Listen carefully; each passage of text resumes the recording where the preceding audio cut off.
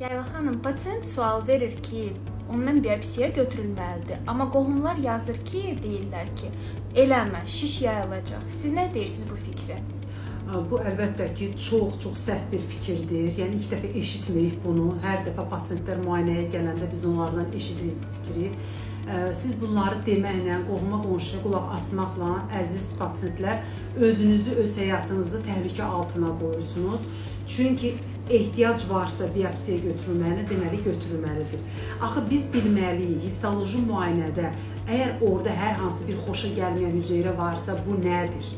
Ehtiyac olur, histoloji müayinədən sonra ikinci bir müayinə var. İmmunohistokimyəvi, o müayinə olunur.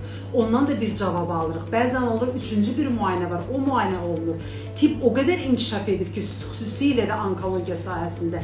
Bizimkilər hələ də oturub fikirləşir ki, görün biyopsiya etdirim, etdirməyim. Ehtiyac olur, MR-dən kontrastla edirsən. Ehtiyac olur, PET-CT eləyirsən. Yəni, xahiş edirəm, bu fikirləri atın, artıq belə fikirləşməyin. Biyopsiya lazımdırsa, deməli lazımdır. Bu sizin öz sağlamlığınızı qarantı almağınız deməkdir. Belə, sağ olun, sağ olun.